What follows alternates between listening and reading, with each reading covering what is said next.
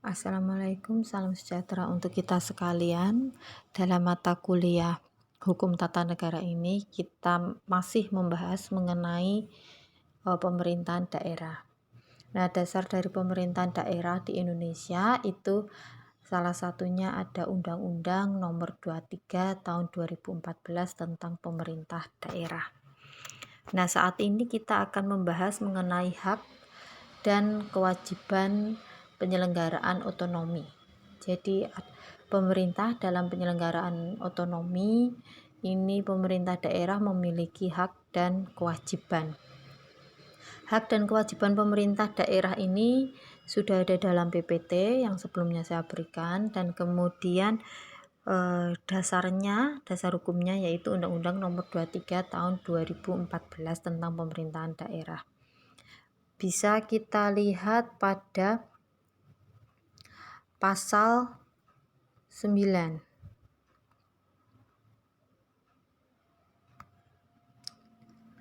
Nah, mengenai urusan pemerintahan ini ada dua urusan pemerintahan, yaitu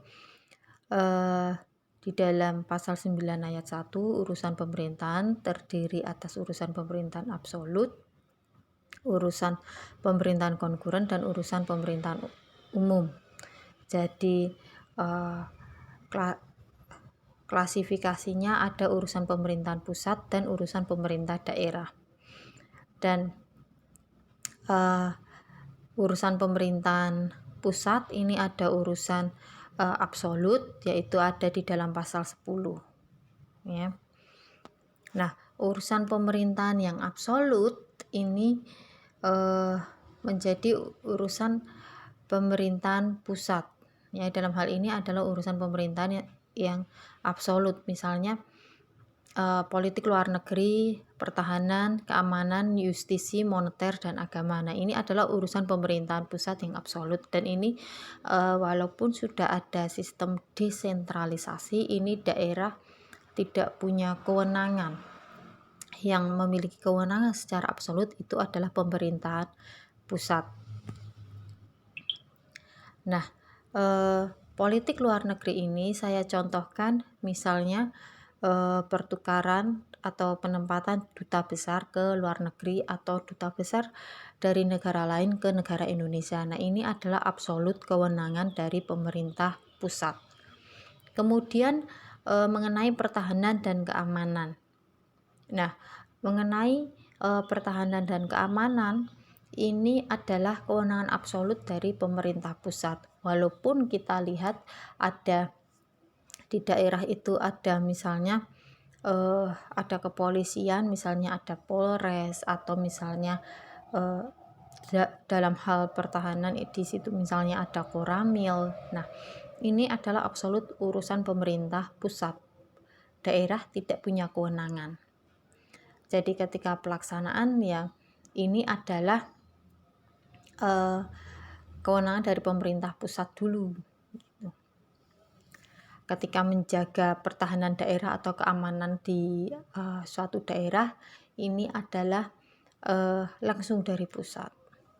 Kemudian ada justisi, walaupun di daerah itu ada peradilan misalnya. Nah, ini adalah kewenangan pemerintah pusat, bukan daerah, walaupun di daerah itu ada misalnya pengadilan negeri.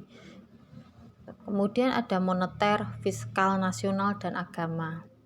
Nah, moneter dan fiskal ini misalnya kebijakan, misalnya ketika ada inflasi di suatu negara ya, misalnya di Indonesia ada inflasi, maka yang punya kewenangan untuk membuat kebijakan dalam hal keuangan ini adalah pemerintah pusat, walaupun nanti di daerah ini berdampak. Nah, ini merupakan kewenangan pemerintah pusat. Kemudian dalam hal agama, misalnya saya contohkan penetapan agama yang disahkan oleh negara gitu. Nah, itu merupakan urusan pemerintahan yang absolut. Kemudian ada urusan pemerintahan yang wajib yang berkaitan dengan pelayanan dasar. Nah, ini dengan asas desentralisasi, daerah sudah memiliki kewenangan yang besar dalam hal pelayanan dasar, misalnya pendidikan, dalam rangka menyukseskan tujuan nasional, mencerdaskan kehidupan bangsa, maka daerah bisa membuat kebijakan. Kebijakan dalam hal pendidikan disesuaikan ini dengan karakter daerahnya masing-masing, karakter masyarakatnya masing-masing. Dalam hal kesehatan juga seperti itu. Misalnya keluarga mana saja yang berhak mendapatkan kartu Indonesia Sehat. Nah, ini biasanya didata oleh dari lingkungan sekitar, misalnya dari Pak RT atau dari lingkungan RT, kemudian ke kelurahan, kemudian dilaporkan ini ke pemerintahan daerah mana saja keluarga yang memang berhak mendapatkan kartu Indonesia Sehat atau pelayanan kesehatan ini gitu. Nah, ini adalah urusan pemerintah daerah. Jadi pemerintah daerah juga mempunyai kewenangan untuk itu. Kemudian pekerjaan umum dan penataan ruang. Misalnya ini saya contohkan di Solo mulai macet, kemudian di beberapa ruas jalan yang ada perlintasan kereta api dibuat flyover. Nah, pembuatan pekerjaan jalan, kemudian penataan ruang, ini harus flyover atau underpass atau lain sebagainya supaya mengurai kemacetan. Ini adalah kewenangan pemerintah daerah. Dibuat surat keputusan dulu untuk pelaksanaan, apakah ini nanti mengurai kemacetan dengan menggunakan flyover atau underpass atau pengalihan rute jalan. Nah, itu daerah punya kewenangan untuk itu. Kemudian perumahan rakyat dan kawasan pemukiman. Nah, ini juga kewajiban dan juga hak dari pemerintah daerah. Jadi ketika ada saya contohkan ketika di Solo ada pemukiman masyarakat yang ada di daerah bantaran Sungai Bengawan Solo.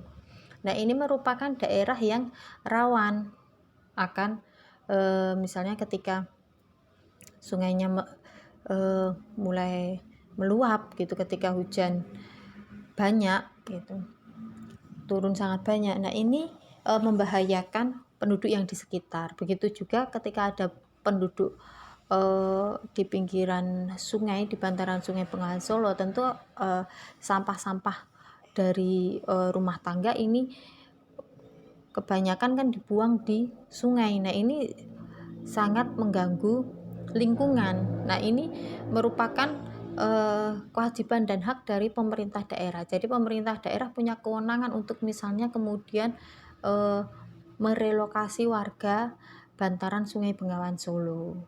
Nah, ini adalah kewajiban pemerintah untuk penataan perumahan rakyat dan pemukiman seperti itu. Kemudian perlindungan masyarakat dan sosial. Nah, ini juga kewajiban dari pemerintah daerah. Ketika misalnya saya contohkan di daerah itu ada banyak sekali pengemis dan pengamen jalanan misalnya. Nah, ini dinas sosial ini punya kewajiban untuk menindaklanjuti gitu. Misalnya ditindaklanjuti dengan dibawa ini mereka pengemis dan pengamen jalanan ini ke dinas sosial, kemudian mereka dididik. Ini ada program dari pemerintah untuk mendidik mereka daripada nanti menjadi pengemis, kemudian diberi keterampilan, misalnya diberi keterampilan membuat kemoceng atau membuat bingkai foto yang kemudian dijual. Nah, ini beberapa hal yang memang sebenarnya sudah dijalankan gitu oleh pemerintah, dan itu merupakan suatu kewajiban dari pemerintah untuk memberikan perlindungan kepada masyarakat dalam hal perlindungan sosial. Kemudian ada urusan wajib lain yang tidak berkaitan dengan pelayanan dasar. Misalnya ada tenaga kerja. Kemudian ada pemberdayaan perempuan dan perlindungan anak. Saya contohkan tenaga kerja ini, misalnya dari pemerintah pusat ini ada program bahwa seluruh tenaga kerja itu wajib dimasukkan dalam jaminan sosial tenaga kerja. Kalau saat ini berarti BPJS tenaga kerja. Nah, ini wajib gitu. Nah, tapi kembali lagi bahwa ketika ini benar-benar mutlak diterapkan, nah ini belum tentu bisa sejalan dengan yang menjadi tujuan pemerintah pusat. Maka daerah harus punya inovasi bagaimana caranya supaya tenaga kerja ini yang ada di daerahnya itu bisa benar-benar masuk ke ikut serta dalam BPJS tenaga kerja. Misalnya dari Dinas Tenaga Kerja melakukan sosialisasi atau penyuluhan langsung kepada pelaku-pelaku usaha supaya tenaga kerjanya tetap terlindungi. Seperti itu. Nah, itu memang sudah dijalankan oleh banyak sekali kota di Indonesia yang ya memang karena ini merupakan otonomi dari suatu daerah dalam melaksanakan kewajiban pemerintahan daerah. Kemudian ada pangan, kemudian pertanahan. Nah, saya contohkan mengenai pertanahan ini misalnya penggunaan lahan. Lahan ini boleh nggak digunakan untuk usaha. Misalnya usaha ini untuk usaha perkebunan atau untuk usaha peternakan ketika itu tanah tersebut berada di lingkungan masyarakat yang padat penduduk misalnya. Boleh nggak untuk peternakan misalnya. Nah, ini adalah urusan pemerintah daerah karena mereka yang paling tahu lingkungan di daerahnya. Ini cocoknya untuk tanah tersebut cocoknya untuk usaha apa atau untuk lingkungan perumahan atau untuk usaha seperti itu. Kemudian ada administrasi kependudukan dan catatan sipil. Jadi seperti yang sebelumnya saya sampaikan bahwa salah satu kewenangan daerah itu adalah administrasi kependudukan dan pencatatan sipil. Nah, ini merupakan implementasi dari asas desentralisasi dan ini merupakan salah satu kelebihan dari desentralisasi. Ketika mengurus administrasi kependudukan dan catatan sipil dengan asas desentralisasi ini, maka birokrasi pengurusan kependudukan dan pencatatan sipil itu menjadi lebih efektif dan efisien dibanding dengan sistem sentralisasi. Dengan desentralisasi ini, daerah punya kewenangan yang lebih besar, sehingga untuk pelayanan kependudukan dan catatan sipil juga lebih cepat. Kemudian pemberdayaan masyarakat dan desa. Nah, pemberdayaan masyarakat desa ini lebih diarahkan kepada potensi daerah. Misalnya pemberdayaan masyarakat di daerah Sukoharjo. Misalnya ya khususnya misalnya misalnya khususnya di daerah Gedangan. Kemudian di sana banyak pohon pisang gitu ya. Nah, ini masyarakat di desa tersebut ini diberdayakan bagaimana supaya mereka bisa menjadi wirausaha dengan potensi sumber daya alamnya berupa pisang yang melimpah di daerah tersebut. Misalnya dibuat cara pengolahan pisang.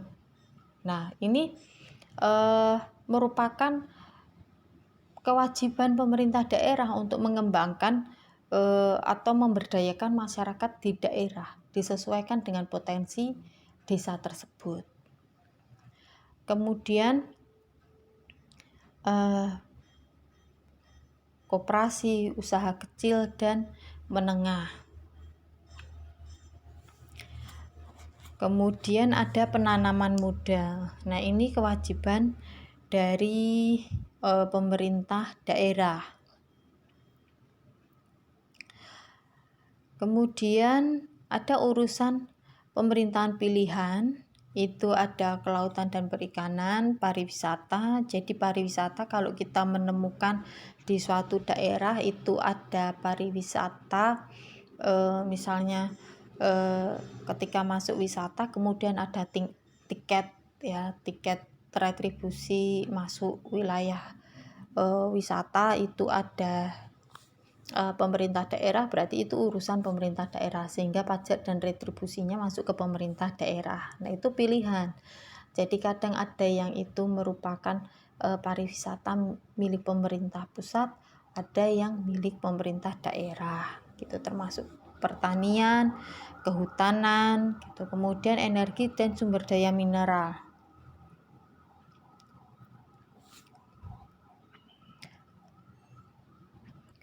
Nah, kemudian di dalam pasal 14, di situ ayat 1 ini menyatakan bahwa penyelenggaraan urusan pemerintahan bidang kehutanan, kelautan, serta energi dan sumber daya mineral dibagi antara pemerintah pusat dan daerah provinsi. Jadi, apabila ada suatu daerah yang potensi sumber daya alamnya mumpuni atau melimpah, ini maka ada pembagian sumber daya alam gitu, sesuai dengan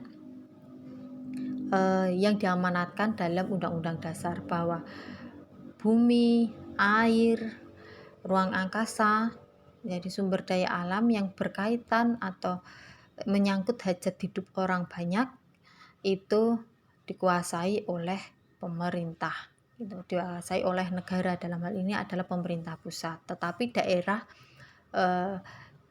yang memiliki sumber daya alam pun ini memiliki kewenangan untuk hasil tersebut, seperti itu. Nah, ini memang sudah ada dasarnya, itu di dalam Undang-Undang Dasar dan Undang-Undang tentang pemerintah daerah ini sendiri. Selanjutnya pada pasal 17, di situ ada daerah berhak menetapkan kebijakan daerah untuk menyelenggarakan urusan pemerintahan yang menjadi kewenangan daerah. Jadi karena adanya asas desentralisasi, jadi pemerintah daerah punya kewenangan yang cukup besar untuk mengatur dan mengurus urusan daerahnya sendiri.